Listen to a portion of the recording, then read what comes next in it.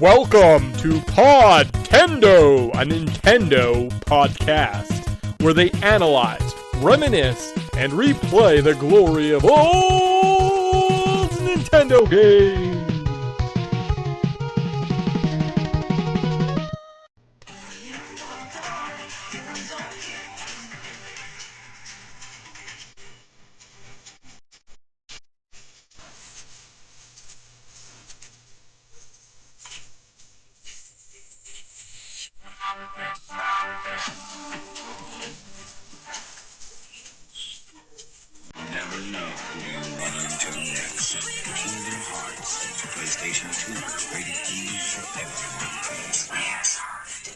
Hey guys, welcome back to the Podtendo podcast, where we analyze, reminisce, and replay the glory of old Nintendo games. We contacted on podtendo@gmail.com. We'd probably read those. Well, I'm not going to respond, but I'd read them. Or YouTube comment section. That probably gets us there. Review, retrospective, pop culture, let's play show. I am your co-host, Mick. I'm joined by Tyson. And we're here to finish up the game we played 2 weeks ago, Kingdom Hearts. We're not even coming at you with fluff. The fluff comes after that for the rest of the summer. And that's just the way the recording schedule works. And we kind of jumped around. We're like, hey, we're done this game. Let's talk about it. I'm excited to talk about Kingdom Hearts. Let's wrap this bad boy up. Have some fun. Good times. Yeah, should be a good one. Nice to always get this one under the belt because it opens the door to a brave new world. I'm too scared to continue. Oh, baby. Oh, baby. What was I gonna... Do we have any stuff we have to talk about at the beginning? No, not really. Oh, yeah, kind of. I did a weird thing, and I might own a record now in the whole world of the universe. It's pretty exciting. I beat Kingdom Hearts one day. I was feeling sick. And I was like, perfect. I'll just wrap this up. I'm kind of towards the end anyways. Went around, collected all my Trinity marks. I'm like, I could definitely just wrap up this game. I don't need to do more collecting, do more side quests. I think I've kind of got the feels for it, kind of know what's up. So naturally, I beat this game. And then happened, just as it were, I was also playing the Disney Afternoon Collection, the new one on the Switch that has the Goof Troop. Also beat that day. So on, I don't know, Tuesday in June 2026, I beat 2 games that star Goofy? How many other people do you think can claim that they've completed 2 games on the same day that starred Goofy? It's got to be something, right?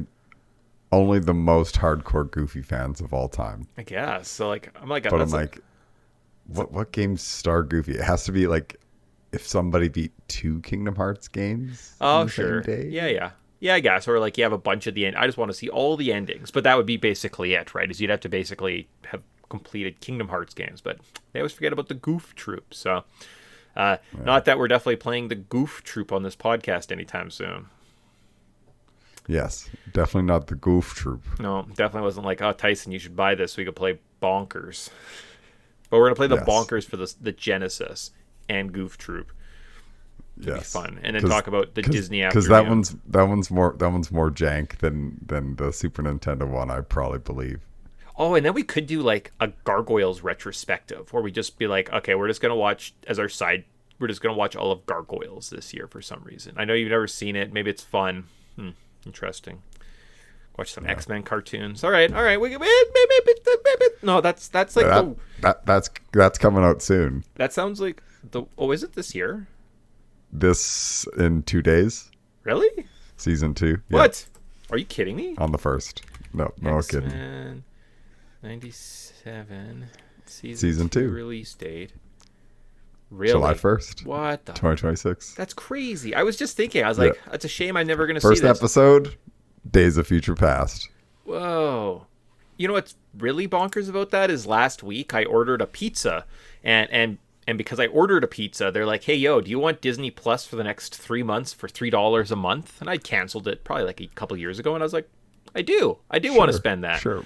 And I was just thinking, I was like, I should get back in and like rewatch the X-Men. So I guess I could do a rewatch as the new season comes out. Wow. I'm glad that my life works out that way. You know, we covered every episode last year as a bonus show. Oh, I see. What you're saying is we now have to do the same this year. Well, we don't necessarily have need to do every episode. Well, you know what though? This is kind of nice. If we're searching for content. And I mean, we do have kind of like a fun side project that we're working on, but like we could really pull the plug on that really quickly, you know? Like we could turn our multiple movie trilogies into like one or two and just be like, let's not kill ourselves there. And do like a Saturday recap if we're around. We might skip one. We might have to. Okay. And we could do them in like less than half an hour, make them quick and short. Well, and I feel like if we, yeah, maybe I'll okay, interesting. Well, I guess next week. This is the biggest side tangent we've had in an intro in a long time. Well, I didn't realize it was. We have a whole series of content, and like because of when this show comes out, actually, you've already probably listened to at least 2 or 3 X-Men. So interesting. Time travel, though. Whoa. Kingdom Hearts. Stupid X-Men. Son of a gun. Okay, well, maybe we'll... I'm glad that we're ahead of the game. We have a bunch of content done beforehand. So that's perfect. We can have an X-Men summer.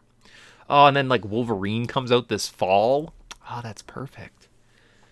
Yep. So instead of watching... We're not lacking content. Wait, so instead of watching honestly, movies, should we just like bail on the movies? We listen to a bunch of X-Men shows and then play like the X-Men game on the Xbox 360? Is that what's happening? Well, you're gonna find out, guys. After the show, in theory, we were gonna watch a bunch of movies, talk about some movies this summer, be chill. If a bunch of X-Men content drops your way, this is what we decided. So, okay. Kingdom Hearts 1 Part 2. That's what we're doing today, though. It's developed by Square. It sold over 6 million copies. It was released September 16th or 17th, 2002. How Long to Beat has this game at 28.5 hours for the main story and 62.5 to complete the entire experience. On eBay, you can get a copy of this game for $30 to $50 for the black label, and red label's greatest hits can be found for much, much cheaper. To play this, you need a copy on your PS2, your PS3, your PS4, Xbox One, or your Switch. It's on the cloud. It's not good. And or on the PC. Yeah, soon to be PS5, Xbox One X series, whatever the heck they call them now, and the Switch 2. Yes, there's a remaster coming this fall, so if you can't find it, just wait. Yeah. And I definitely have a copy sitting in my mailbox because I might have bought... Because I don't have the PS2. Like, I have a good PS2 collection, right? Like, I've got some of the ones that you want, like the Onimusha. I've got the Marca Krees. I've got the Resident Evil 4s. So it's like a pretty nice little, like, the I think all of the Metal Gears, right? So it's like all the classics, but then I don't have the Kingdom Hearts. And I'm like, yeah, I mean, they may not be the greatest games of all time, as we were talking about last episode, but it definitely belongs and like up there in terms of best PS2 games, right? Yeah, and honestly, I always kind of I don't understand the hate for the red labels. I understand because they're probably just way more common or whatever. But as a collector who's not worried about like the best and greatest version, I just kind of want a version in my collection. It's like I've always just debated like going around trying to grab as many old greatest hits that you can you grab, and I bet you get a wicked collection of just grabbing all the greatest hits. Looking at my shelf now of my like better ones, Prince of Persia: Sands of Time. Tyson will tell you it's one of the best PS2 games. I have the red label of that because it was like $8, and I was like, okay.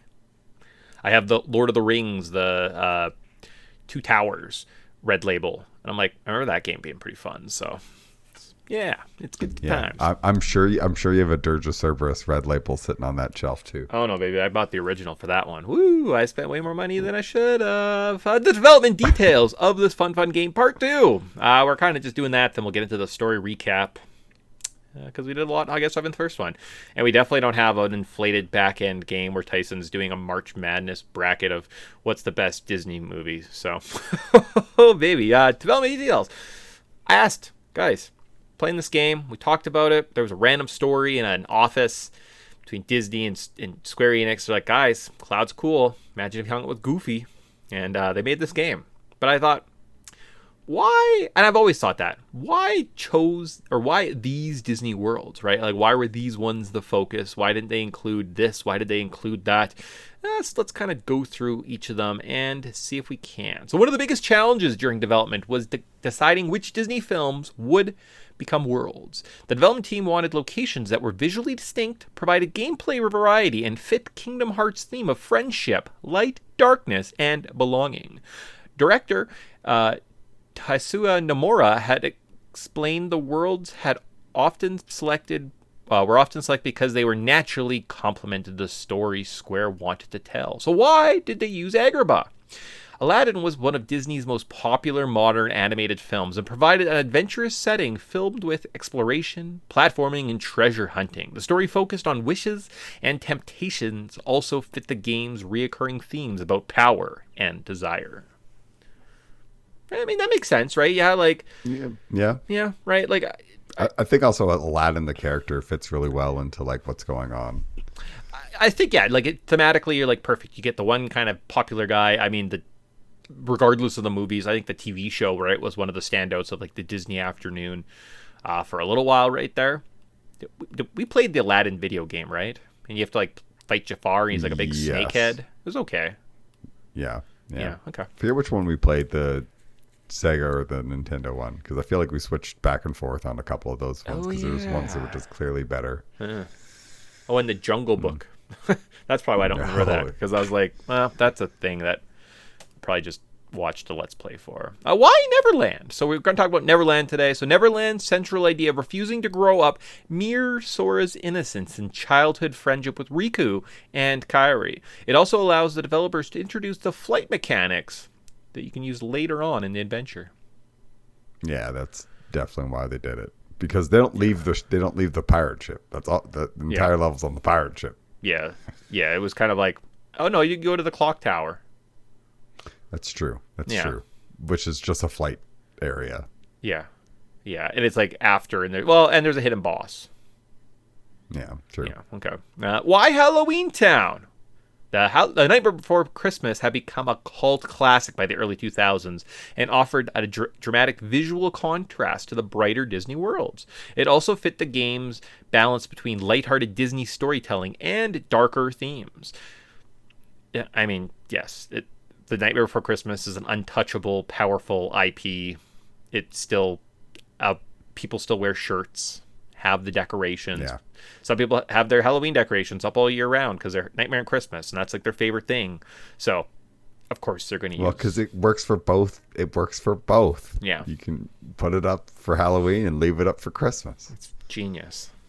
I mean, I still think the greatest Christmas decorations is you just get a string of lights, and you get like a big like cardboard Grinch, and you just have the string of lights going into his hand on the ground, and it just looked like he stole all your decorations. So you just really need a string of lights in your set. A string of lights and a cardboard Grinch. Or like a nice, like maybe like plywood, someone paints it or something. You could probably find something at like a farmer's market or have someone like make you that. But it can't be that. I was like, perfect. It's genius. It would work on your house. You can just do one side that faces the road, and everyone's like, cute. That guy's got such a keen eye for decorating. Why Atlantic? One thing. Why Atlantica? The Little Mermaid provided an opportunity to experiment with underwater gameplay and showcase another of Disney's major properties. While the controls remained aversive amongst fans, the world helped diversify the game's pacing. You gotta have a jank water level in there. It's true. We're not underwater or even the Ninja Turtles. Why Monstro? Unlike the other Disney worlds, Monstro functioned almost like a story dungeon. Pinocchio's struggles with honesty and belonging parallel several of the game's ongoing character arcs, particularly those involving Riku. Yeah, and a boy needs a heart or whatever. Yeah, it's like thematically kind of fits. And there's a puppet and blah blah blah. Yeah, and like now that when you know the greater story of the Kingdom Hearts, you're like, okay, sure, I guess, why not? Yeah. Okay. And then Disney's involvement. So Disney was heavily involved throughout the production. Every character model, animation, and story sequence required approval. This is one reason why many Disney characters remain remarkably faithful to the film portrayals despite existing in entirely new narratives. Interestingly, Disney initially wanted Mickey Mouse to play a larger role, but Nomura instead pushed for an original protagonist, believing players needed a new character to connect Disney and Final Fantasy together. They compromised, gave Mickey a mysterious background role, while Sora became the face of the series. Wow. Till the second one. Well, no, if you play long enough, Roxas goes away. It's true. Yeah. It's true. But you are Roxas for too long. In fact, that sequence of the game made me not want to play Kingdom Hearts 2 after playing Kingdom Hearts 1. I was like, I remember this game being fun. I remember the other game. you're like Roxas for 4 hours, and it's not fun.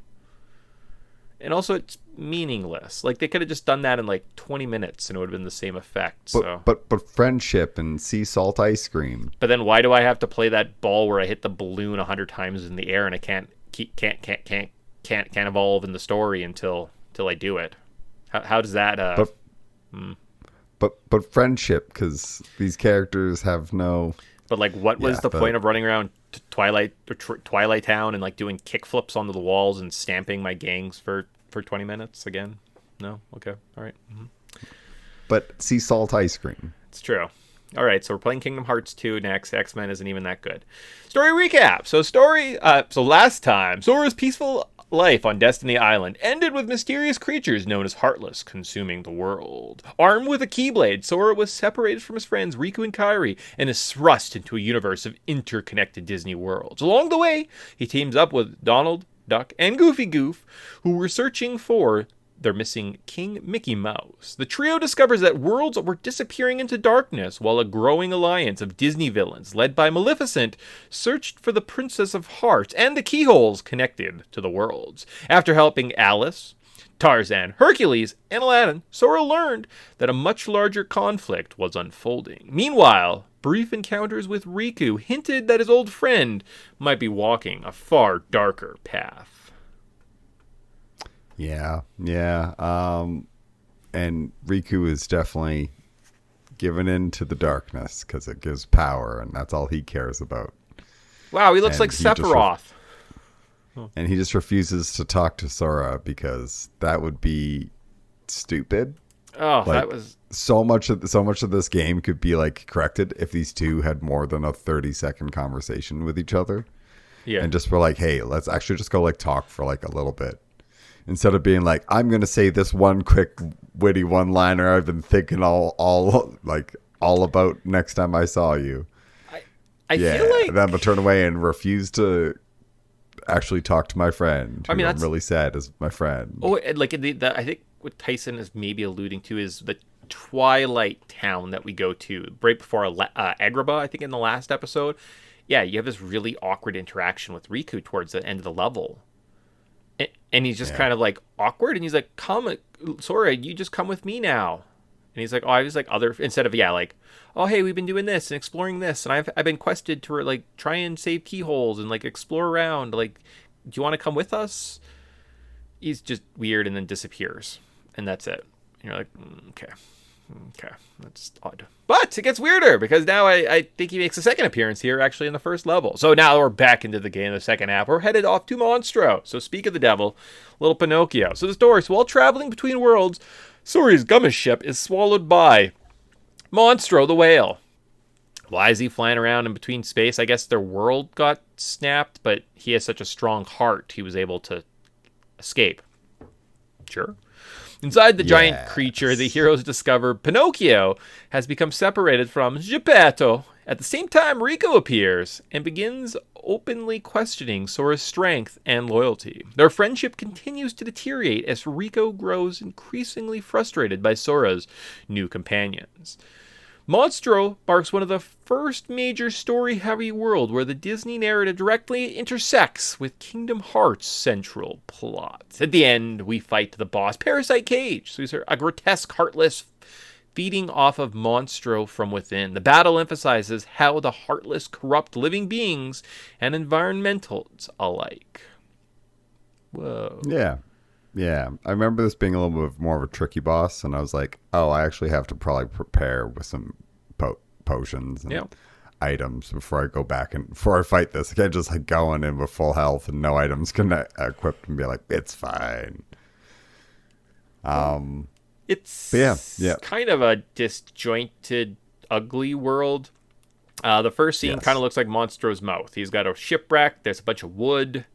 Lots of platforming you can't do right now. You got to lower water levels, increase water levels, get different glide and high jumps. So really, it's just kind of an awkward swim across. Hooray! And then the rest of the area, everybody loves platforming. Yeah, and the rest of the area is like kind of weird, gross, like jabu intestine areas. They're I was thinking about that.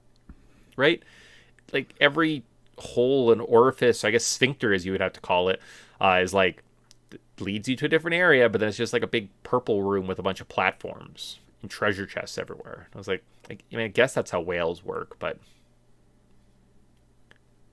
Yeah, I don't understand how big this whale actually is. Like, because this whale is yeah, because lots ridiculous. of it is I guess he's vertical. monstrous. Yeah, Yes. yeah.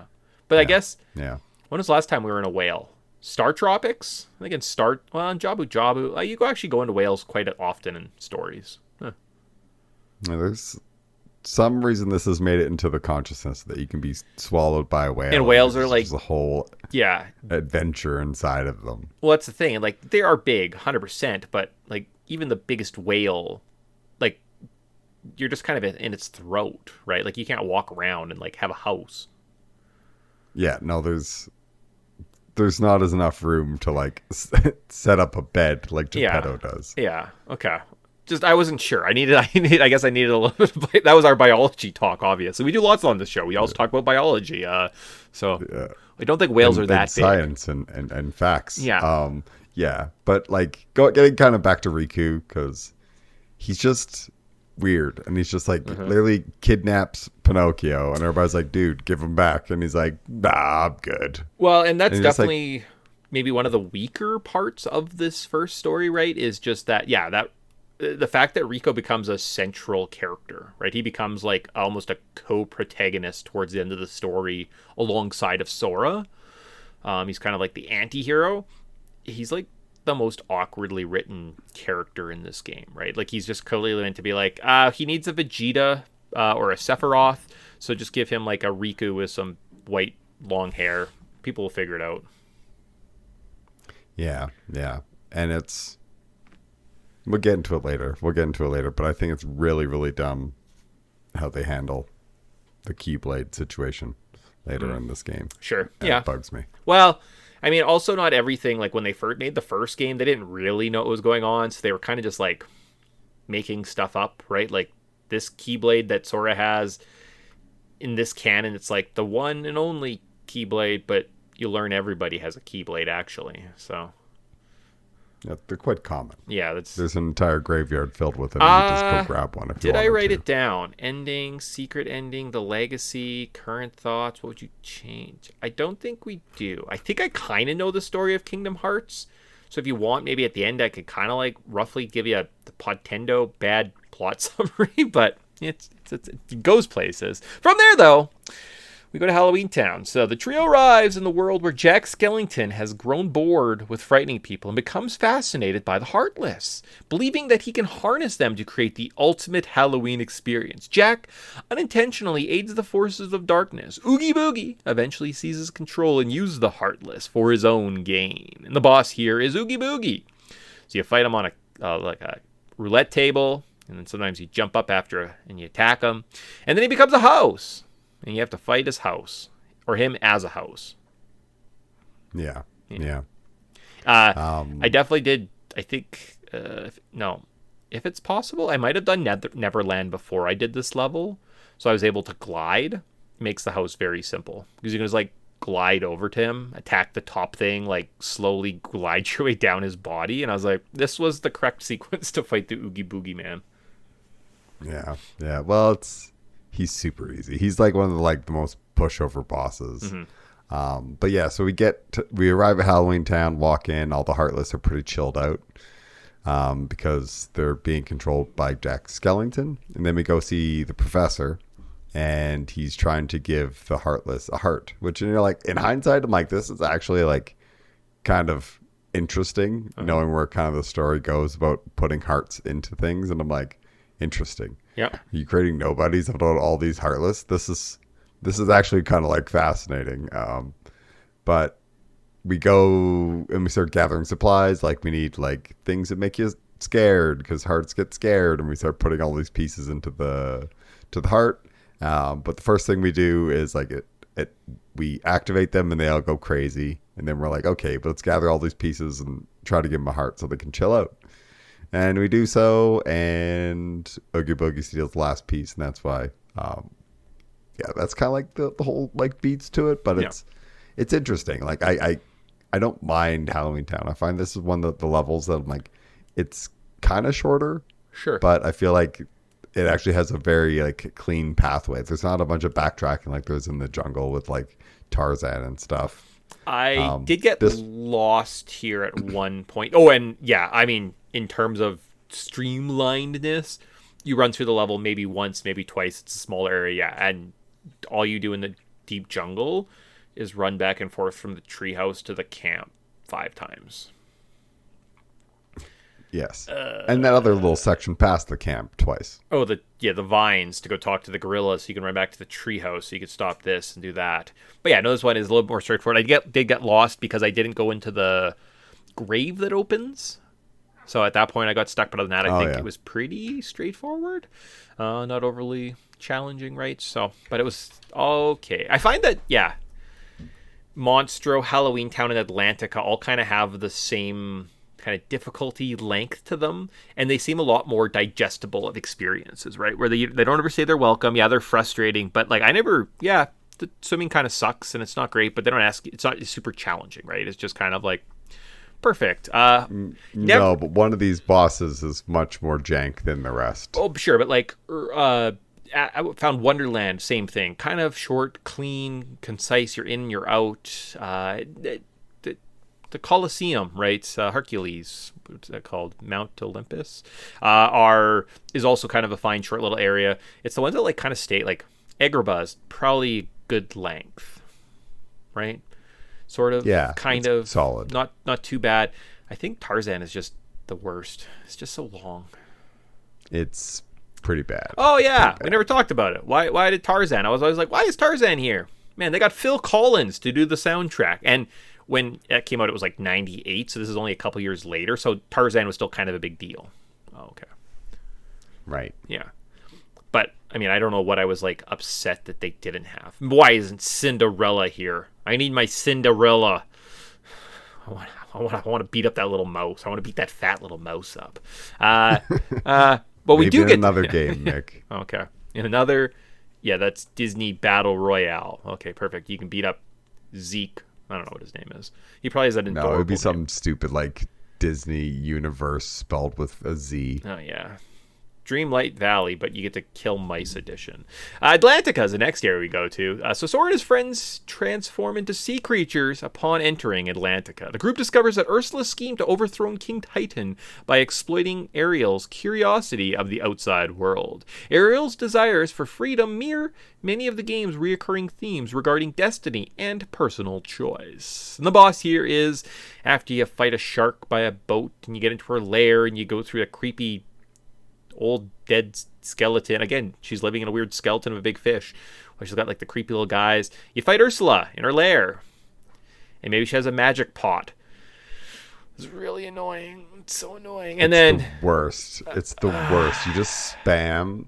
The entire strategy is spam magic at the pot in the middle, and then it will shock her, and then you can go over and do damage to her. But if you don't know that at first, and you just like are hitting her for like crazy damage for 5 minutes, and she hasn't had like a quarter of her first of 6 bars drained, and I'm like, man, what is going on?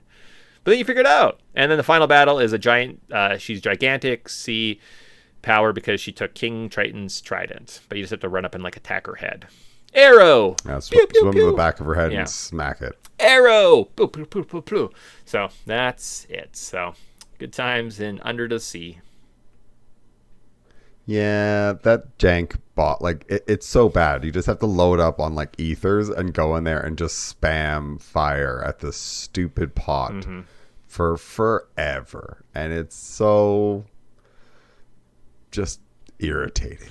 Like, it's just like, man, why do I have to waste? I don't like wasting a bunch of my potions, and you're making me waste all my good items. I definitely stop doing this just for your stupid jank boss battle. And I played this boss one morning when I was like feeling sick, so I kind of got up and like called into work, and I had my little like Alka-Seltzer water, and I'm like kind of now sleepy on the couch, just being like, I have to go back to bed, but I'll just play a little Kingdom Hearts while I like kind of drink my water and get settled here, right? And I was playing this, and I was so tired, and I was like, I just want to beat Ursula and save and go to bed. The fight took like 40 minutes. So painful. So painful. Yeah, that's awful. Yeah, but no, we get through it. And it is nice. King Triton at one point kind of mentions the keyhole. He says, "Hey, I know you're from another world. I know about the keyhole. I don't want you interacting with my world. Stay out of my business." And it would make sense that some of these magical worlds, that more magical beings know about the keyholes, right? So we're seeing that as we kind of talk. Some of the more characters, like the Jafars of the world, has an idea of kind of there is a keyhole. There's a bigger universe out there. So it's kind of nice that some of the characters are a bit more present, omnipresent, right, of the situation. And it helps just kind of further off, like, what are you doing here? Other worlds? Aghast, right? I kind of like that part of the story. Yeah, yeah. And I feel like we're coming up on somebody who's very in on the goings on. It's Captain Hook. Captain Hook. Neverland. Last bad. point on Atlantica. Why Little Mermaid? This was Disney's big this was like the making of the current Disney. Their like first swing with Little Mermaid is like the whatever 1991 theatrical release of this like animated movie that made tons of money because everyone's like, man, you have to go see this. They're singing, the animation looks great, it's like action, it's adventure, it's not just your mom's, Disney movies of bed knobs and broomsticks. So it makes sense that they would kind of throw some love to this franchise that's helped them kind of become them, right? So Yeah, they know if they shove Little Mermaid in things, it will probably get even a good chunk of some also one of those that are interested. Yeah, shoving her in things. Literally in the next game, it's just you go back to Atlantica in Kingdom Hearts 2, but it's just a rhythm game. You just like play the songs and play a rhythm game with Flounder. Hooray! Yeah, everybody's favorite rhythm game. I mean, playing Under the Sea is kind of a banger, but other than that, they're like new originals or like from like Little Mermaid 3. Like, I didn't watch the second one, so I didn't see the third one. Anyways, like I said, Captain Hook in Neverland is the next area. So Sora is captured by Captain Hook's pirates alongside of Wendy. For much of the game, Sora has been searching for Kairi, and Neverland finally delivers the major answers. He discovers Kairi's body has been present all along, though her heart remains missing. Meanwhile, Peter Pan joins the adventure as Hook attempts to capture Wendy and eliminate Sora. Literally, you start in the pirate ship, you get captured, you get thrown into the decks, you fight your way to the top, you get out onto the deck, Captain Hook shows up, and guess what? You fight him in a chaotic battle aboard the pirate ship that eventually leads to a showdown above London's clock tower. All right. Yeah, kind of anticlimactic, but Peter Pan is kind of controversial, so it's like, you know what? Let's just stick to the pirates. I really wanted What Makes the Red Man Red rhythm song, but it didn't deliver, so it's too bad. Maybe in Kingdom Hearts 2. Oh, definitely. Yeah, definitely in Kingdom Hearts 2. That's perfect. So, yes. Again, Atlantica, Halloween Town, Monstro, Neverland, pretty fast, quick, short levels. You're in and out. You meet the characters. You gain some skills. You can come back, do some exploring later. Kind of easy. Yeah, very easy.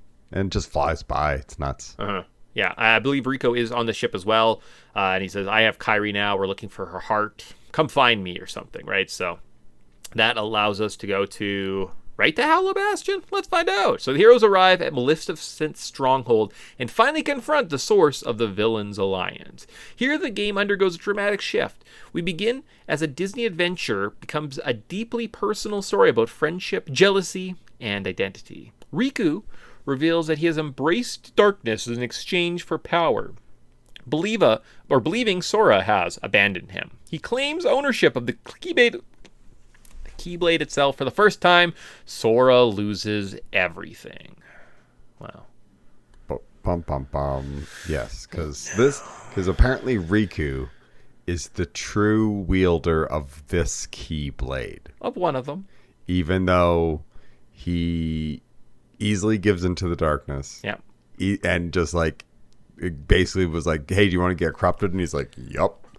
And refuses to actually like be an open and like caring person. He cares about things more in a control and a powerful way, and it's gross. And it's dumb that he is the actual true Keyblade wielder, because we learn later on it's like Keyblades choose usually people, like there's like a whole ordeal that you have to go to, and you have to be Well, proven that you're not open to darkness. or you can have a Keyblade wielder imprint upon you as the a benefactor of a Keyblade, and bestow some of their power of inheritance upon you. So I believe the original Ansem, the old guy, he had 3 Keyblade wielders named Aqua, a girl with blue hair, a guy named with white hair named Terra, and then a guy that looks kind of like Sora. I don't know his name off the top of my head. And they went to Destiny Island once and met Kairi, Riku, and Sora, and they imprinted part of their power of the Keyblade upon them as children, which is why Sora, Riku, and Kairi are more receptive to wielding Keyblades now as they like develop the power from. But it was like granted, bestowed upon them, so it was kind of like they were the Jesus the whole time type story. So it kind of has less to do about like random chosen ones and more like, oh, this power was given to you. That's Ventus, isn't it?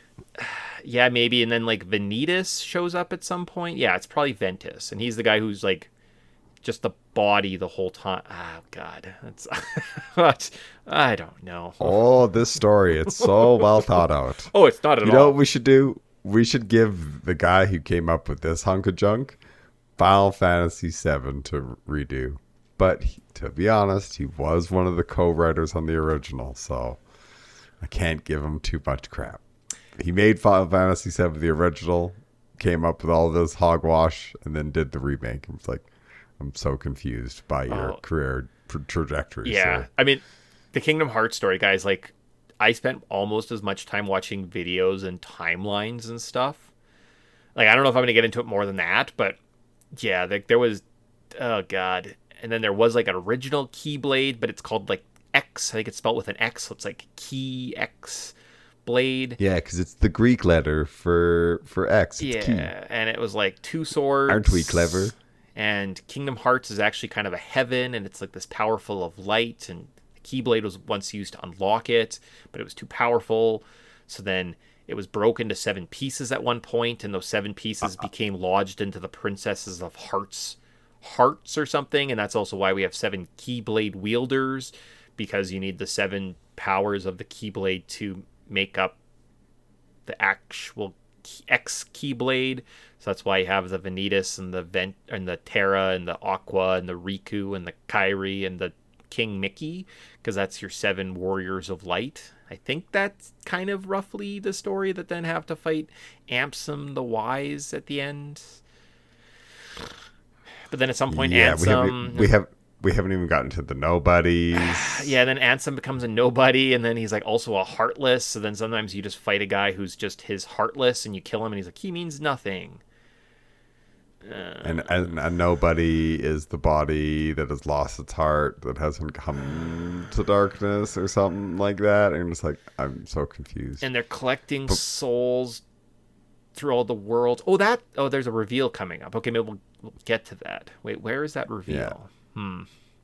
But my personal favorite is, you have to like elaborate and go into all this details, because the game will say dumb stuff like, well, what is Kingdom Hearts? Kingdom Hearts is the progenitor of all hearts. That's your explanation. Read between the lines on that one. It's like they didn't know.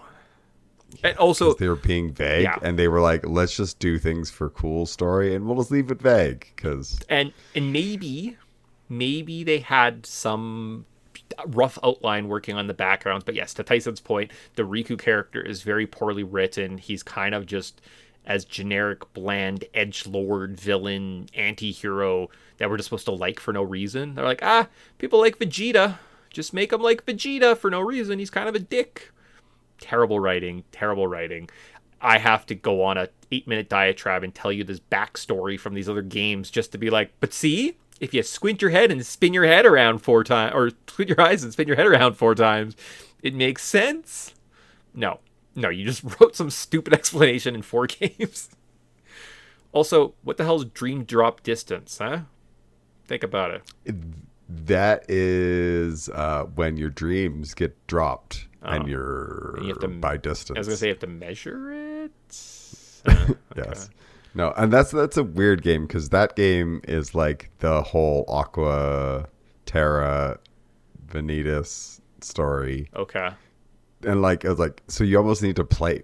Yeah, there's a way out. There's an order of playing these games. Yeah. If we're never thinking about doing this, and that's why like it's important we did Kingdom Hearts 1 at this point, because if we want to do this, we can do the hilarious thing, just go straight to 2 and go be confused, because that's what happened to us as kids. Yep. Or you could do the legit thing and be like, okay, no, well, let's play all these 18 games Birth before by we Sleep, get to 2. Kingdom Hearts 365 over 2. No, it's 306. Yeah. No, it's 358 over 2. Because it's not even like days in the year. 356, I'd be like, oh, it's 358, and I'm like, why do I have to add 2? No idea. And like they're card battlers at some point, and I'm like, card games? There's also a huge chunk of the story locked behind a mobile game that's dead and isn't supported. Yeah.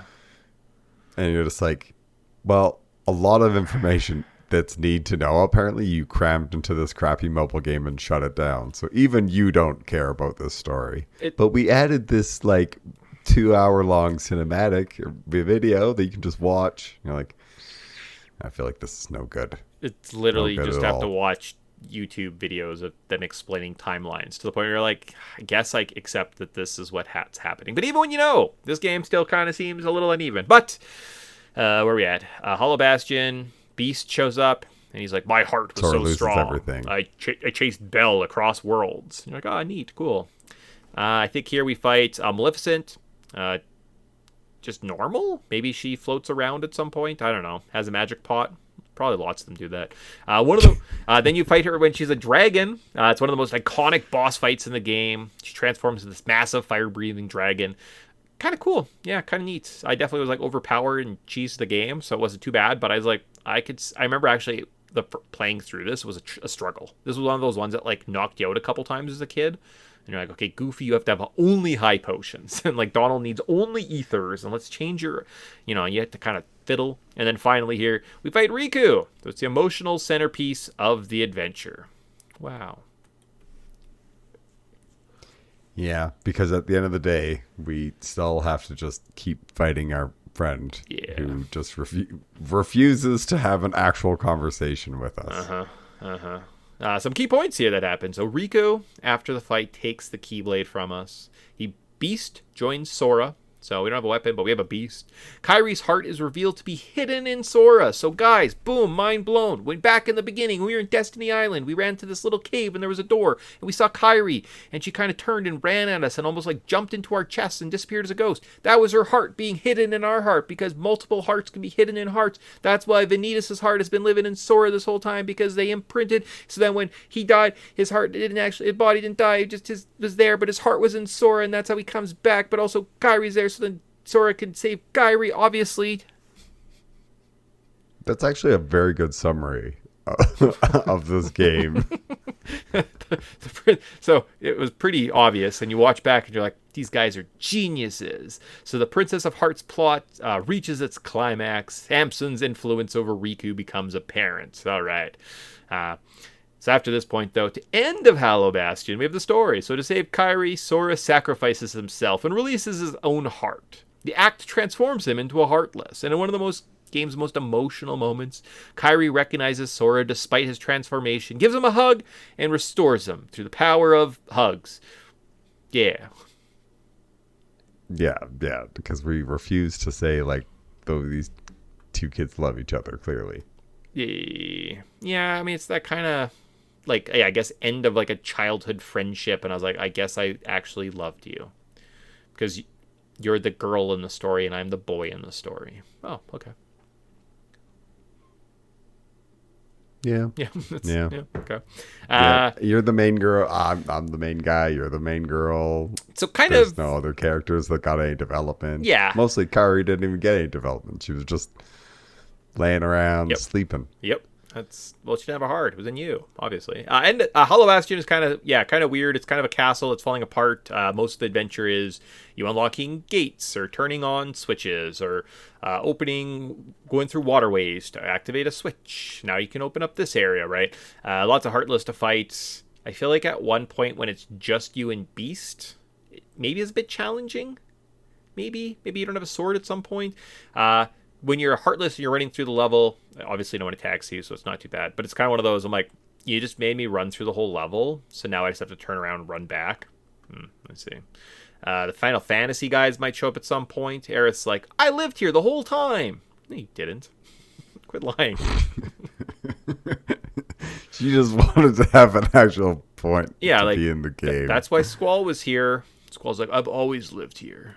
Okay, sure. Yeah, this is where I'm from originally. Yeah. It's like, shut up. No, I hate all of you. Yeah.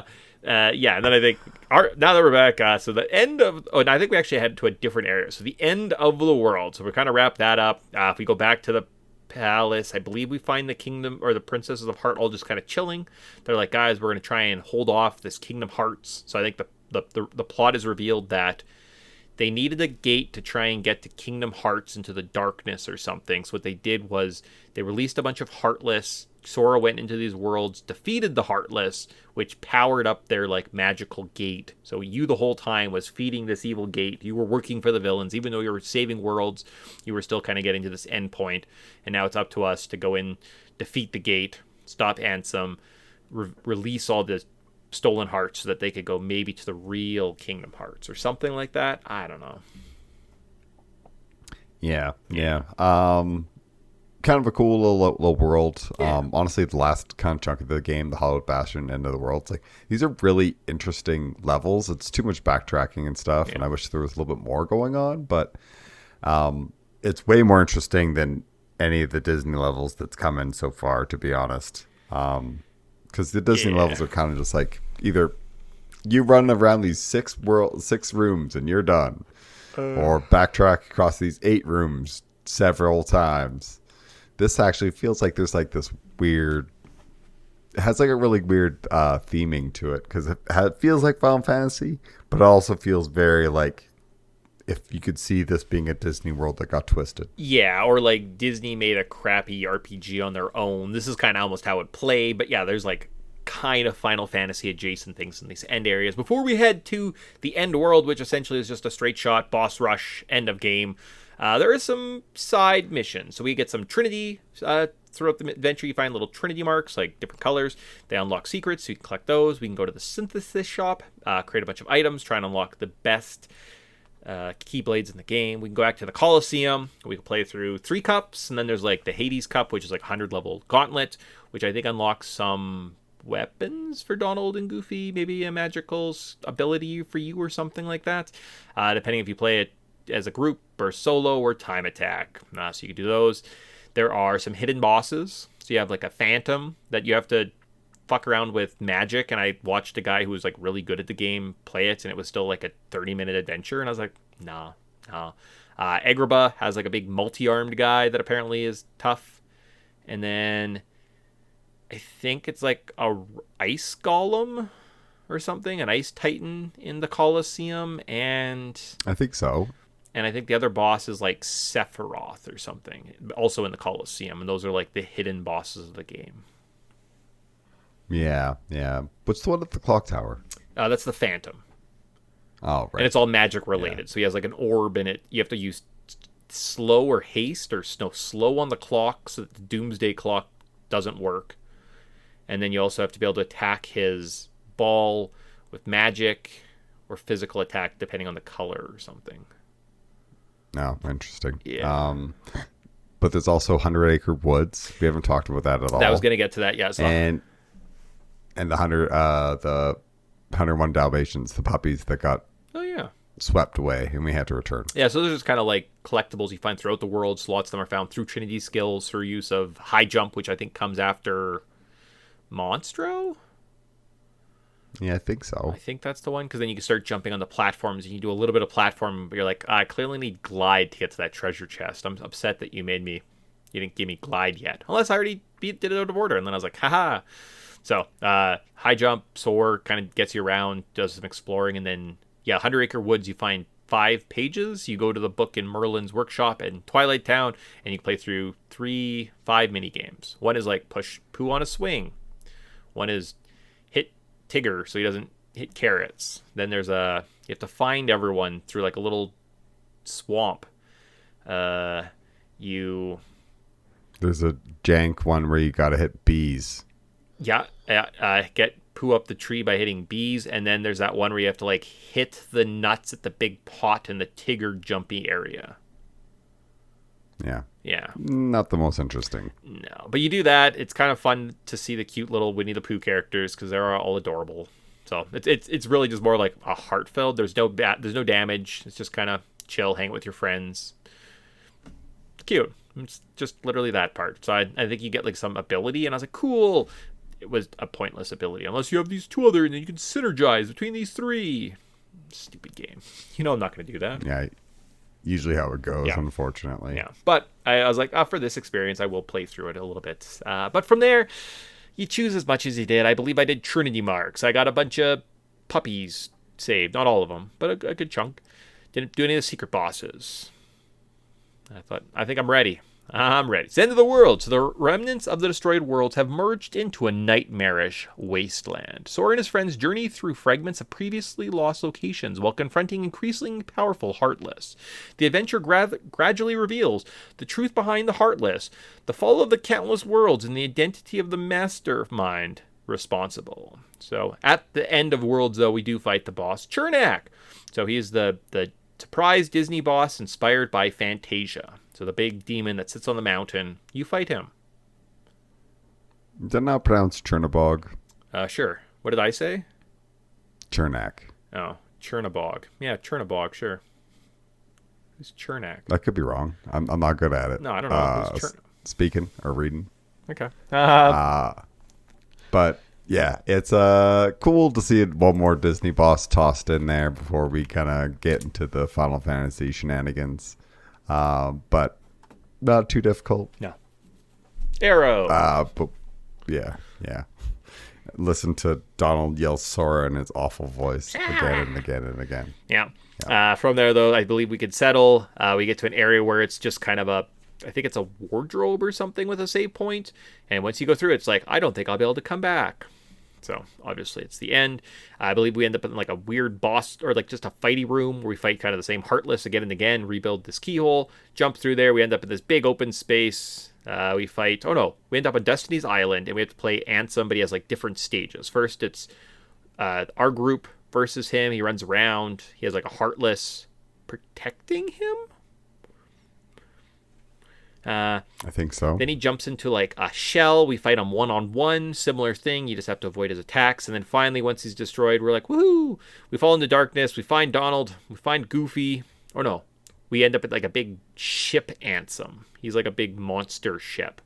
And as we attack him, he's like, oh no! And we like go into his darkness and pull out Goofy, and then we go into his mouth and pull out Donald, and then you have to like fight these little pillars and fight this part and do that. So I did die a couple times while fighting him because I just got like too button mashy and carried away, and at a certain point you just have to stop, retreat, heal up, throw your arrow, go back, and you should be okay, right? It's not super hard, but kind of a big epic boss, very Final Fantasy. Yeah, like, and especially like the second form, it's just like you really kind of want to like pay attention to what he's doing, use arrow when you can, make sure that because you're also kind of like flying around and stuff. Mm-hmm. It's a little trickier, and I always found that I had a hard time getting like a momentum of an attack. A lot of my attacks was stopped, and I was like swinging, and it was like, man, it'd be nice to like if I could carry some momentum into this.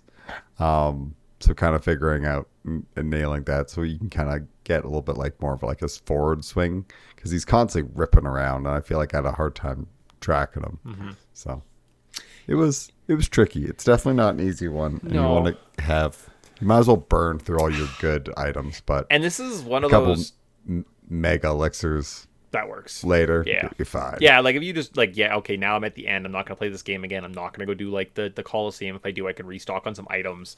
Yeah, just don't have like the too cool to use trope. You should be okay.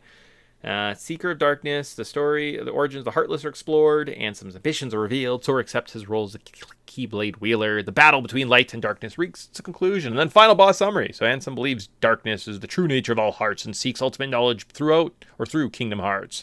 Across multiple phases, Sora battles Ansem various forms while receiving support from Donald and Goofy. The confrontation serves as a culmination of every major theme introduced throughout the game: friendship, sacrifice, identity, and hope. And in the end, after defeating Ansem, the door of darkness is sealed from both sides because King, Mickey, and Riku remain trapped beyond the door to ensure it's closed safely. Although Sora and Kairi are briefly reunited, the worlds begin separating once again. Rather than returning home, Sora chooses to continue searching for Riku and Mickey. The adventure ends not without complete victory, but with a promise. I'll come back to you. Dun-dun-dun. Yeah, and we just leave Kyrie there. And then like our K-pop music kicks on, and it's like, all your hearts are beautiful. Dun, dun, dun. What the fuck?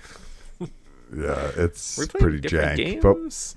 But we start walking down a road, just walking down a road. Oh, is that Pluto? Does he got a letter from the king? Let's go. Let's chase after him. You're like, God, this is such a terrible ending. Yeah. How about the secret ending? That's the issue. Is you didn't have the secret ending. So another side, another story. Players who complete additional requirements unlock a mysterious teaser showing a hooded figure, strange battles, and unfamiliar characters. At the time, virtually nobody understood what they were seeing. The sequence sparked years of fan theories and established a tradition that would define the franchise. Every ending answered some questions while creating dozens more. Yeah, literally dozens more. I have so many questions. Okay. And I'll probably never get satisfying answers. No, it's fine. No, it's one of those. I'm like, I don't know. That's what we have here. Legacy of Kingdom Hearts. So Kingdom Hearts became one of the defining games of the PS2. As like I said at the beginning, its success proved that Disney characters could exist within a serious RPG narrative without losing their identity. It also introduced many young players to Final Fantasy for the first time. The series would eventually expand across nearly every major gaming platform, producing sequels, spin-offs, remasters, novels, mangas, and one of gaming's most dedicated fan communities. Most importantly, Kingdom Hearts demonstrated that impossible crossovers could work when built around strong emotional themes. What sounded ridiculous on paper became one of gaming's most beloved franchise. For an entire generation of players, the image of Sora standing beside Donald and Goofy remains the definitive memory of the PS2. Wow. Yeah, I mean, it's definitely one of the games that define this. Yeah. And the people who are rabid about this franchise are rabid about this franchise. It's fine. Like, I think if this clicks for you and it gets you interested in it, like, that's awesome. If this doesn't click for you, it's like probably not a bad game to stop with. Yeah. No, it's one of those things. It's kind of an interesting story. I would watch some YouTube videos. It kind of gets you there, and you're like, neat, cool. For myself, current thoughts. I think it's a really solid little action RPG on the PS2. If you take it with a grain of salt for that generation, holds up pretty well. It's not bad. Remastered, just do a pretty good job. It's a cute story. It's very accessible. It's gameplay's decent. It can be annoying at times. It can also be quite deep, right? Watching some more skilled players figure out how blocking and tech points work and stuff like that. You're like, there's like a different level of combat, and there's like different magic levels and like different builds, and you're like, oh, cool. So maybe going back into it, you could have different deep dives and like kind of diving into this little experience, knowing there's other games in the series you can kind of go and play through. It definitely is interesting, unique, right? But I'm not going to make bold claims that it's the greatest game of all time. So yeah, now that would be silly. Yeah, that would be silly. Yourself, Kurt, thoughts? It's fine. Yeah. I mean, I think I have my issues with this game, but I also totally understand that I'm kind of nitpicking a little bit. It's fine. I like, for especially for a game from the PS2 era, like yeah, the camera angle, the camera sucks. The platforming's terrible. The plots are kind of like goofy and dumb. It's like it's a kids game about Disney characters. When I compare it to other Disney games, I'm like, this game's excellent. And it's like when I compare it to other open world Final Fantasy games at the time, you're like, is it Final Fantasy X RPG deep? No. But is it way more approachable and I'd rather be spending my time in this game to it? Yeah, probably. So it's fine. It's a good game. I have played this game so bloody much that I can basically play. I don't even need to look at a guide anymore. I can just like play it from start to finish without even getting stuck. Just one of those games that just stuck in my brain. Cool. So I really enjoy it. So I've only ever played this twice, so this will be the second time I've completed it. Yeah. I played through it the first time, and I was like, neat. Played through the second game once, and I was like, haven't got back around to it, right? So something I meant to, and then at a certain point in this podcast, I'm like, I just don't play that old game because I know I want to play it on this, and I don't think I want to play it twice. But had I played it before, I probably would have picked it up and had a good time. What would I change? The story, but I know it gets worse. It's just how they tell the story. I don't know, watch the game. Or play the game, watch some lore videos. And I think they even literally have, like, watch video mode, so you can, like, sit and watch the story of a bunch of the games, because they know what's up. Are you changing anything and, like, making this game better? Better camera. Okay.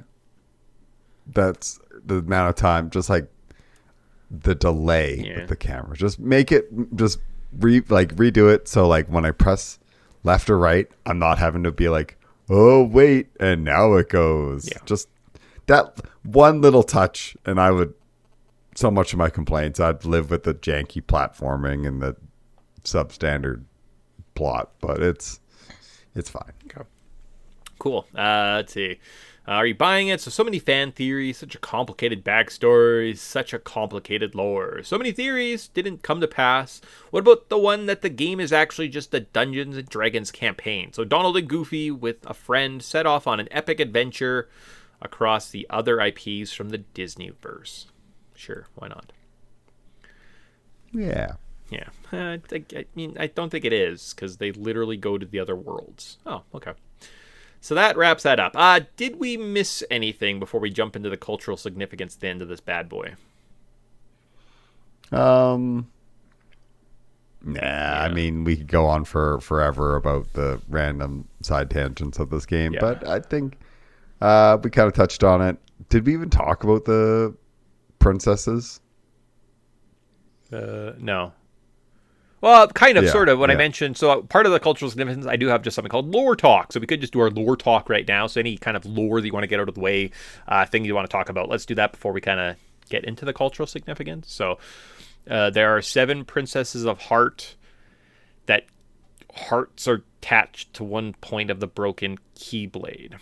The princesses are Jasmine, Alice, famously the Princess Alice, Belle, Cinderella, Sleeping Beauty, Kyrie. No, Kyrie isn't a princess. Yes. Or no, she is a princess part. And I forget who the other one is. I only have... Who am I missing? Alice, Belle, Jasmine, Cinderella, Sleeping Beauty, Kyrie, Sleeping Beauty, and Princesses of Heart, Kingdom Hearts. No, that doesn't tell us anything. Snow White? Yeah, it's probably Snow White. Snow White. Okay, Snow White. Yeah, sure, why not? I mean, that makes sense. Maleficent, right? No, that's Sleeping Beauty. 7 dwarfs? Yeah. Belle, Snow White, Alice, Kyrie, Jasmine. Yeah. Sleeping Beauty, Cinderella. There it is. Yeah, perfect. So like the classics. The classics with Kyrie. Yeah.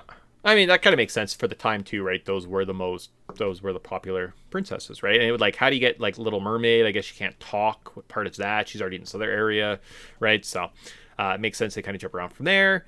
Yeah, and outside of, like, getting into more, so that was whatever Dream Drop Distance, the first game with the Aquas and the Terras and the Ventises, that story. Into this story. Don't forget the Xehanorts on the Xehanorts on the Xehanorts. Yeah, and at some point, unless we want to explain nobodies, you actually can't do much more with the lore, to be perfectly honest with you. That's fair. And I don't feel like going into that because I don't know enough about it. Well, that's the thing. Like, I didn't write it down, and I was like, I kind of off the top of my head, I can at least get us here, right? At least we know that there's an original 3. There was like a master. Ansem the Wise was just a researcher. They stole that. Ansem is actually always a good guy, and there was a guy named like Xehanort who was the bad guy. He was like an old man, and then he somehow broke his heart trying to get to Kingdom Hearts, and he became like a Heartless, which is his Dark Heart version, which moved with Terra to become like Terra Nort or something. And then he also had a Nobody, which is the shell of the body that is also a creature, and if it's strong enough it keeps a form, and that was the Ansem we fought. I don't know. And then there's like another guy, and then they merge back together. Oh boy, it's a whole thing. But it's it goes places. Yeah, it goes places. If you enjoyed this game, if you want that, definitely pick up at least Kingdom Hearts 2 from this game, maybe into Kingdom Hearts 3, right? Those would be fun experiences. I remember having a good time. The gameplay in Kingdom Hearts 3 is very fun. Like, they definitely just, like, it's zany, it's over the top. We know it's kind of like anime inspired type thing, right? So they have lots of fun with that. But yeah, my recommendations would be watch videos. They do better jobs. You need pictures and graphics and like bubbles. So that's the end of our lore talk. Yeah. We do what we best we can with just running you through the story. If you want to get into like, because if I say Xehanort versus like other characters, it's hard. Like, it's nice to put pictures to faces to names. I should say faces to names. The one thing we didn't talk about that I was like, remember being like, oh my god, it happened, was at the end of the game, it is shown that Cloud reunites with Aeris. Yes. Yeah, and you're like, and we can all take that moment of being like, oh, okay, good. Oh, good. This is good. Yeah, like if Aeris is alive and Cloud doesn't get to meet her, but then also in the second game, Cloud is just out there getting chased by Tifa trying to fight Sephiroth. I guess he's like really upset that you killed one of my girlfriends. Hey man, I only have 2 of those. Yeah. Oh. Jerk. Well, technically 3 if you count Barrett, but that was one time. Yeah, it's true. Okay, perfect. And it's hard to get. It's going to take you 3 attempts through the game just to get if you're trying for your platinum of that game. So like, it's tough. Follow a guide early on. Oh, okay. Yes, yeah, because it's easy to screw up. It takes one thing and you're screwed it up. So easy. You just have to be so mean to the girls too. So like, go to Gongaga and she's like, "Hey, can I come here?" And she's like, "You smell." Okay, I don't know why I'd say that, but to get her points down. So. Absolutely not. No, this is the word. Get away from me, you harpy. Hey Barrett, want to go hang out? Yeah. Pretty much. So with that though, that wraps up our talking of Kingdom Hearts. I think for at least the first game, we did a pretty good job. 2 parts. Feel pretty comfortable with that. We are going to dive into our final cultural significance here, and then, like I said, I guess you probably have already listened to us talk about a bunch of X-Men. X-Men, maybe we'll play X-Men later. X-Men. Cultural significance. In this section, we look at game design, the lore, inspiration, turning points, interesting stories, talk about how this game relates, give other examples, and tie it all back together in the end. Last episode, we discussed IP mashups. We talked about how this game helped normalize seeing different IPs interact. Today, we talk about the overall lore, we already did that, of the series. Maybe our future with the games before Tyson plays the Disney movie Battle Royale. So lore talk, we already did that. Finally, let's play a game and find out what Tyson's favorite Disney movie in a giant 64 movie Battle Royale. I did put a disclaimer of like maybe try and keep our answers quick-ish, at least for maybe the first round, maybe second round, right? So the round of 64 or 32, and then you can discuss the movies with a bit more flavor text when we're down to like the final 16. I just need a piece of paper and a pen, and I have both. So without further ado, I stole this. Actually, once upon a time I made a March Madness bracket of Disney movies, and I just kind of was like classic era, balanced a bunch. I also worked at a desk job, obviously, clearly. So I just stole this from online. So Tyson, are you ready to play out this March Madness bracket? I'm ready. All right, so I'm just going to write down numbers. So first, we're just going to run through the whole division, pick winners for the 8 games in the Magic Kingdom division. Round 1 sees the number 1 seed Snow White versus the number 16 seed Sword in the Stone. got a soft spot for Sword and Stone, but Snow White's a classic, given it's Snow White. Okay, I did not see that coming. Yeah, I haven't seen Snow White for a while. I feel like the plot is kind of like hits the points, and Sword of the Stone is weird. Remember when he becomes a fish and then a bird and a squirrel? Yeah.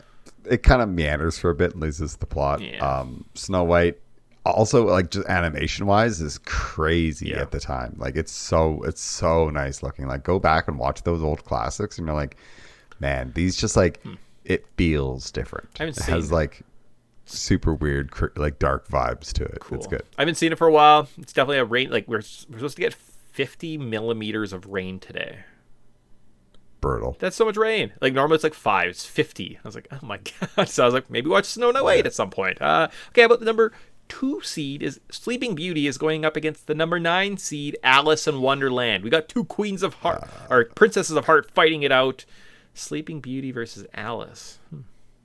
Sleep Beauty classic. Kicked off the franchise. Alice in Wonderland, I have a soft spot for it. It's just zany enough for me to love it. So all right. Alice in Wonderland. Yeah, no, I like that. That's perfect. Number 3 sees Tangled. Holy smokes, the new coming Magic Kingdom, eh? I don't know. Versus the number 12 seed Dumbo. You know, I really like Dumbo. It's one of my favorite movies, but I kind of really like Tangled. Tangled's like is delightful. I think I got to give it to Tangled just because Dumbo has some racist issues. I was gonna say, I was like, so it's kind of hard to go back. The racist crows, is that what you like? Okay. No, I like the sad the mom and Dumbo and his dump. Like it's a really like it's tragic. You know. Yeah. You'll see. There's another one that's coming up, and you'll see it. And you're like, oh yeah, this was the one that I watched incessantly, and everybody was like, why do you put yourself through this, child? Yeah, that's fair. Okay. How about the number 4 seed is Aladdin? Wow. Versus the number 13 seed Winnie the Pooh from 1977. Man, now if these were the TV shows, we're having a real. This might be the finals. I'm leading Aladdin. Aladdin is pretty solid. Holds up. I think even like as an adult, that's one of those like shows. I'm like, Aladdin in terms of like animated movies, it's up there. It's pretty solid, right? Like I hold it up there. It definitely is a classic. Yes, the Winnie the Pooh is a classic, but yeah, TV show theme songs. Oh baby, that's. But without, man! But I was gonna say the theme song alone goes to Winnie the Pooh. Come on, that one's a classic. All right, how about the number 5 seed? We get The Little Mermaid versus a number 11, a Goofy movie. Little Mermaid's a better movie, but I'm picking Goofy movie because it is awesome. It is. Oh, it's so good. We watched it a couple summers ago outside, and like Tamara cried, and she's like, "That might be one of my favorite Disney movies." Okay, cool. So, well done, Goofy. Yep. Goofy Goof. That's where his name. That's where we discovered his last name too, Goofy Goof. And she was like cackling. She was like laughing delightedly at that. Wait, are these how brackets work? Like, are all these 1, 2, 15? Because shouldn't the 15 seed be fighting the 2nd seed? Yes. Huh. Okay. Something got flipped and switched around the way. Huh. I mean, I might have used Chat GPT to rate this a bit more concise, so stupid looking at pictures and writing it down. Whatever. Still kind of works. Or maybe this is just how the bracket was laid out. I don't know. Maybe I just copied it straight off a website. I didn't do it. All I know is I'm just the copier. But number 6 seed Cinderella with that fat mouse. We're gonna look up his name right now. Versus the number 14 seed Fantasia. Chuck. No, Gus. His name's definitely Gus. Gus. That just came out of my Gus. head. I definitely know it's Gus, but I'm gonna double check. Fat mouse. Cinderella. No, it's definitely Gus. I'm going Cinderella just for the bit. Cinderella, fat mouse, Cinderella. Sidebar. Oh, that doesn't say his name. So yummy. What is the fat mouse? Gus. Okay, I'm glad it looked it up because Gus is pretty good. All right. Gus. Number 7, we have Brave versus number 10, Peter Pan. Which of these? I really like. Really Which one of these? I like Peter Pan. Okay. It has some dark, really atmospheric moments. If it wasn't for the racist undertones, this might be one of my favorite movies. Okay, but it's bad. It's rude. They put the redheads against each other. What the fuck? Oh, that's a bad joke. Number 8, we have Beauty and the Beast versus number 15, Ichabod Crane and Mr. Toad. Beauty and the Beast, hands down. Yeah, okay. Easy. How is that sitting in 8? Yeah, I mean, it probably is closer to the number 2 seed, to be perfectly honest with you. Huh. Yeah. That would almost make, if you kind of like, I think the second number is right. So if you probably paired up the first number, you know what I mean? Like changed the seating so it reflected kind of where they were supposed to be. That would almost probably be like a better order. Because then it would be Snow White, Beauty and the Beast, Cinderella, Aladdin, Tangled, and then Little Mermaid. And I kind of feel like that seems like probably the sequence they should be in. So maybe it's just the first number that's screwed up, and my 1 to 8 is more of like where they stand, where I probably deleted the okay, I'm starting to get this. From there though, that's our first round. We'll come back to it, and it's gonna be difficult because I just wrote down numbers. I'll have to pretend like I know what I'm doing. Epcot division, round 1. I think we have 5 rounds to get through. This might take a while. We're going to do Epcot division. So round 1. So number 1 seed is Pinocchio versus number 16, Three Caballeros. So it's like Donald, the pigeon, or no, the parrot. Yeah. And it's Pinocchio. Okay. It's Pinocchio. That's like, I don't even consider that a Disney movie. I know it came out. Okay. I don't even consider it. All right. How about number 2 versus Mulan versus number 9, Inside Out? I'm going Mulan. I really like that movie. Inside Out, I find is kind of like frustrating. Yeah. You're just not a Bing Bong fan. All right, I see. Number 3, WALL-E versus number 12, Ratatouille. Wow, this is a tough one. Yeah. Gut instinct, Ratatouille. Okay, look at that, huh? I do also like WALL-E, but I do believe that Tom Cruise's WALL-E was just better. He's like, hey, I could be the last garbage man on a planet. Live, Die, Repeat. I don't think this is the actual. I think it's the Oblivion. Edge. No, that's the one where he's in a gray suit on a motorbike. Yeah, you're thinking of the one where he stars with Emily Blunt. No. Where he dies all the time. No, the plot of the movie Oblivion is he's the last person on Earth, and he's like a garbage man. He flies around and he just takes care of garbage, and then some like girl comes from outer space in a probe, and it like starts this adventure, and it's literally just like Tom Cruise watching. I'm really rewatching Oblivion. I really am. Watch it with the knowing that Tom Cruise watched WALL-E, and everyone was like, man, WALL-E is so good, and he's like, I'm better than a little robot, and he just made his own live action WALL-E. Apparently it's based off a comic book. Okay. I mean, still, that's my joke. That's where we're going. Number 4 is Coco versus Pocahontas. Pocahontas, hands down. Okay. Let's see. Big Hero 6 at 5. It's confusing. Versus 11, The Emperor's New Groove.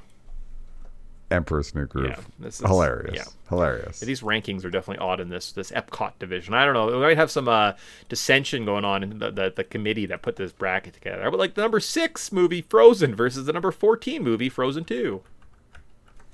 Frozen 1? Yeah.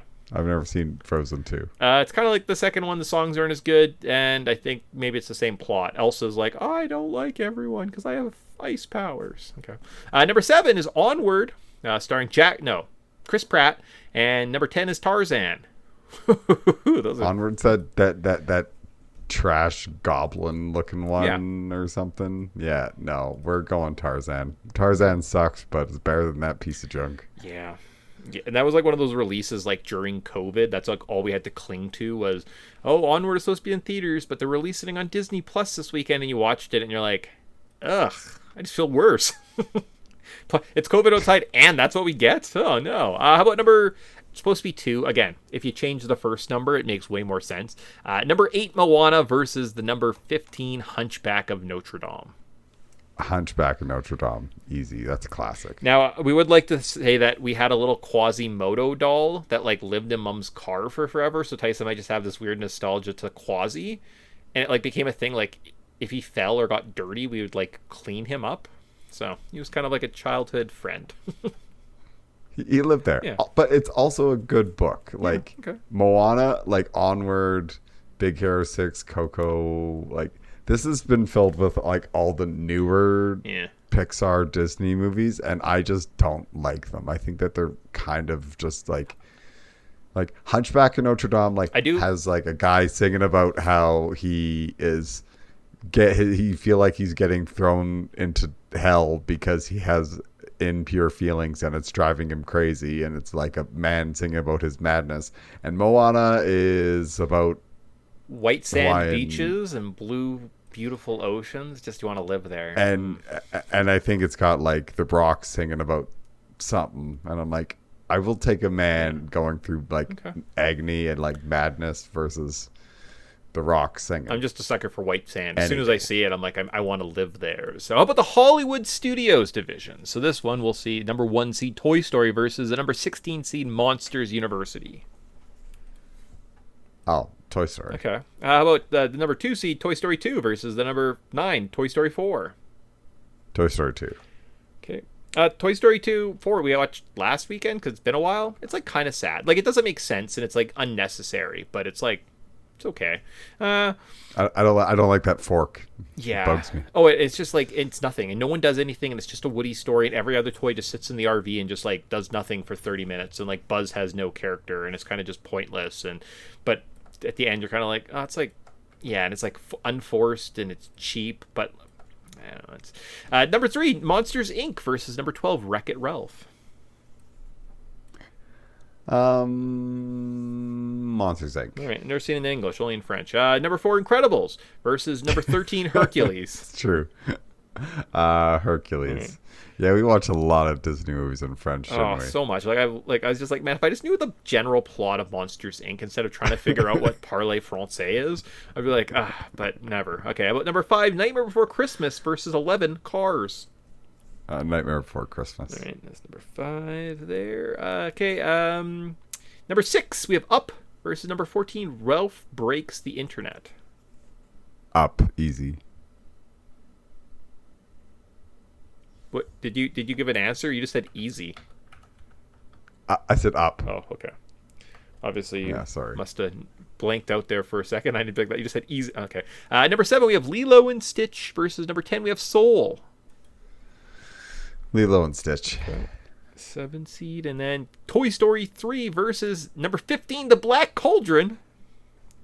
I couldn't tell you what happens in Toy Story 3, so I'm going Black Cauldron. What? Okay, so at least it's interesting, and it's got that little awful Groogy or the frick his name is.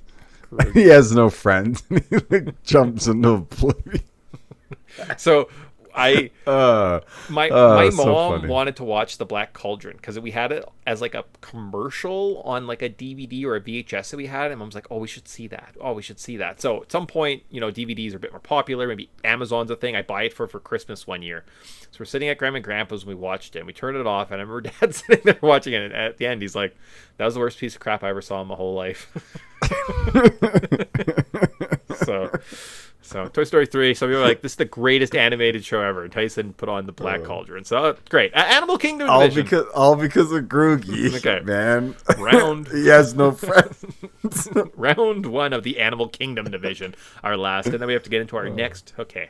These next ones will go quickly, though. We've got number 1 seed, The Lion King, versus the number 16 seed, The Rescuers Down Under.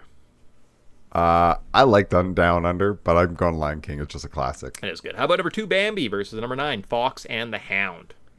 Oh, this is messed up to have 2 of the best ones. Yeah. These would be my finals right here, because I made everyone watch Bambi every day as a child for several months. I don't know. I've talked about the sounds Mom and Dad sounds like it was years of me punishing them. Like, oh, I watched Bambi today. I really would need to watch that poor deer lose its mom again.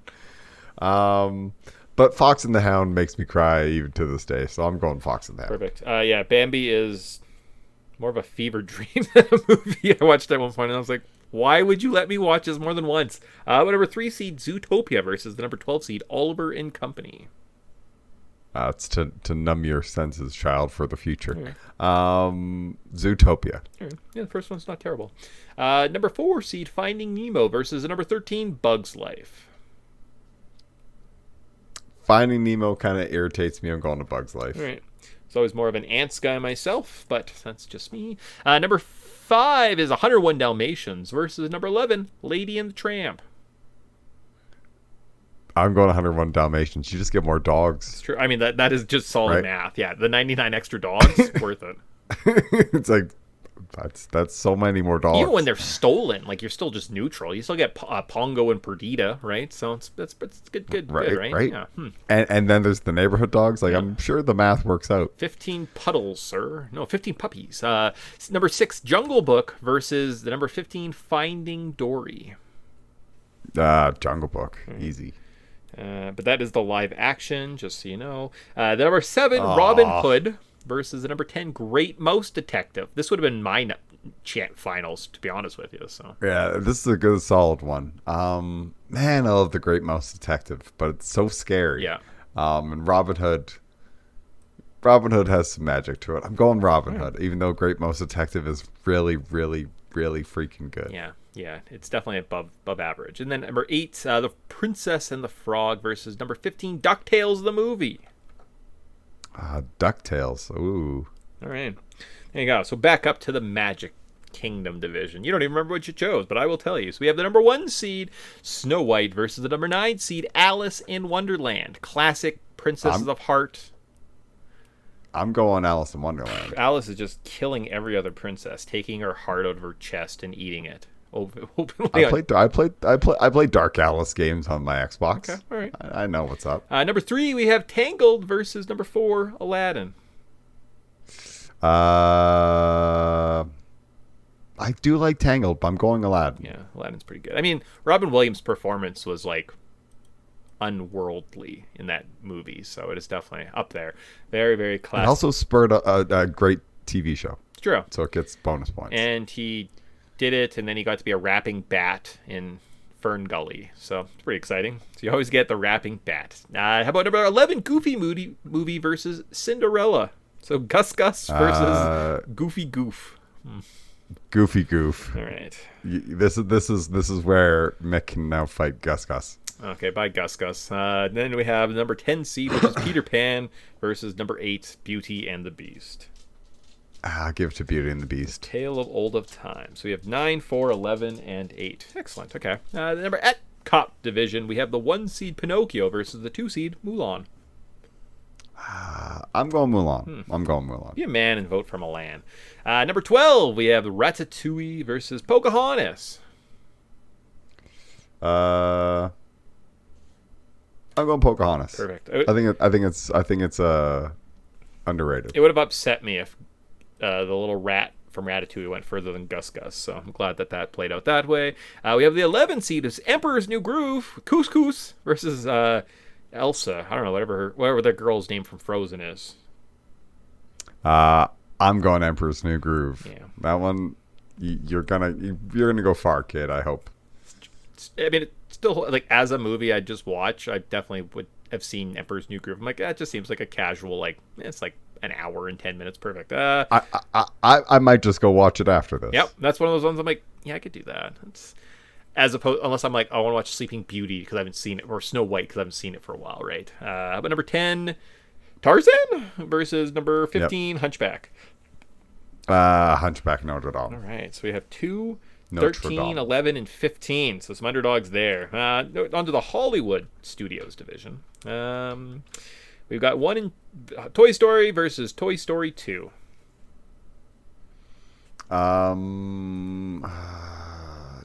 Toy Story 1. Right. Number 3 seed versus 13. So that's Monsters Inc. versus Hercules. Monsters Inc. All right. 5 versus 6, which is Nightmare Before Christmas versus Up. I'm going Up. Yeah, Up's good. I watch it sometimes and cry, and I'm like, that's a stupid beginning. I only need to get to the first 7 minutes, and I'm just like, well, I've had my emotional fill for the day. I like getting to the end, because then you get to Doug. And Doug's kind of fun. Because I love you. And you're like, that is how dogs would talk, huh? And then we have 7, which is Lilo and Stitch versus the Black Cauldron. I'm sorry, Googie. This is you die with the rest of the rats. Yeah, they didn't do so well in this round. The fan favorites of Gus and Googie just... Well, you didn't have any friends, so it's not like anyone cares. It's true. He has no Yeah. friends. The amount of times that I watched The Dark Crystal because my mom thought it was the Black Cauldron. She's like, God damn it, it's a different name. It's a scary puppet one. yeah. No, I wanted that one with the cauldron. It was just so creepy. Okay, so then we're on to finally the animal division. We have the 1 seed Lion King versus Fox and the Hound, which is going to make you cry more. Yeah, it's messed up. I do like the Timon and Pumbaa TV show. Yeah. You know what? I'm going Fox and the Hound. All right. But you could also watch the second Fox and the Hound when Copper and Fido just go and join like a singing band one summer when they're kids. But number 3 seed is Zootopia versus 13 Bugs Life. That is, it's a pretty messed up scene with that, like the battle scene in A Bug's Life. It's pretty messed up. But I think I gotta go Zootopia because Bug's Life's not that great. You're thinking of the fight in Ants because it's actually a parody off of Starship Troopers and they're like spitting acid on each other. No, yeah, that one's pretty messed up. In this one, I think they have a caterpillar that he's like, oh, blah, blah, blah, blah, blah, and like some like crickets get scared and like trip on themselves. Number 5 is that's terrible. 101 Dalmatians versus number 6 Jungle Book.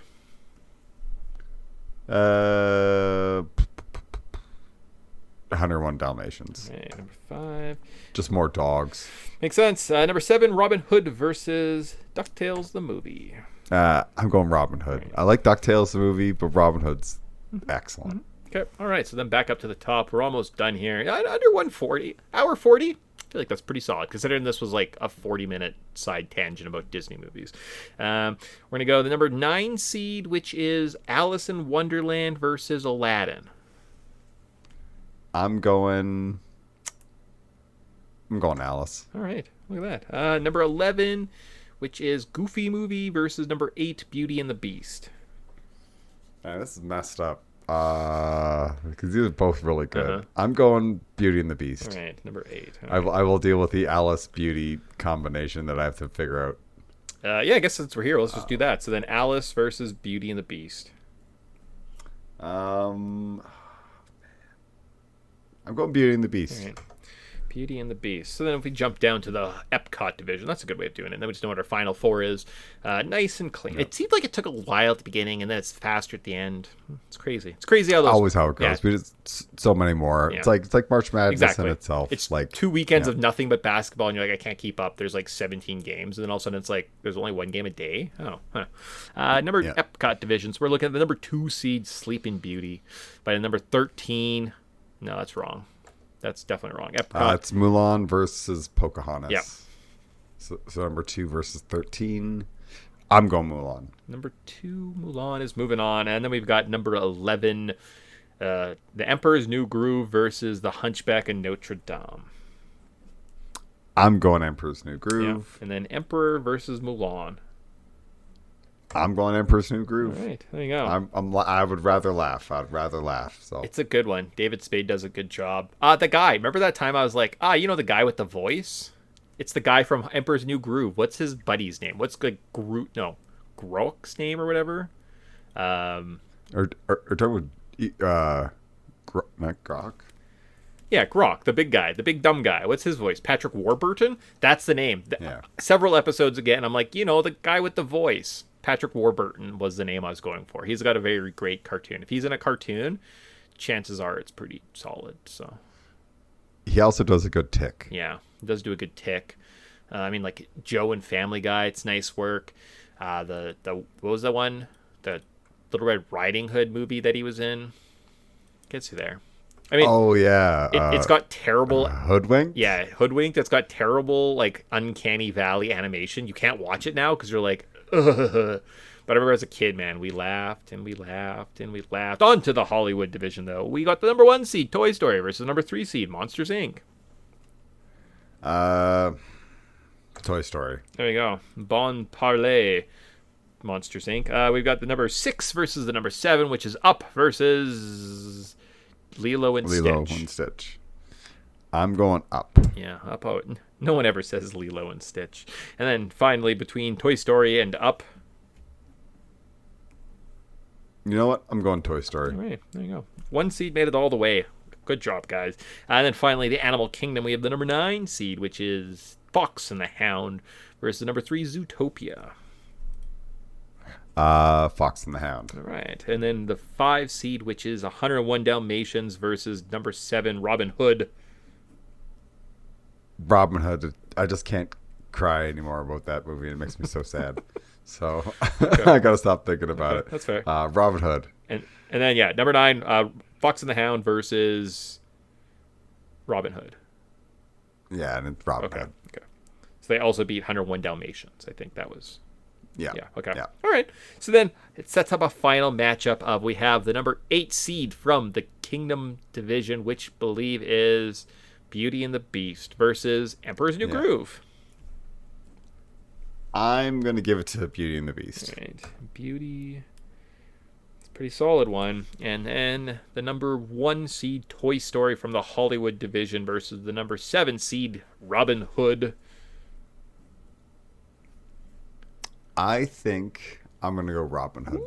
Baby. All right. So I'm going to go classic animation. Robin. So then between Robin Hood and Beauty and the Beast, what is your favorite Disney movie? I think I'm going to go Beauty and the Beast. All right. Congratulations. Pew, pew, pew, pew.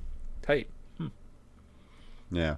And just I really like Beauty and the Beast because I think it also transcends just the show.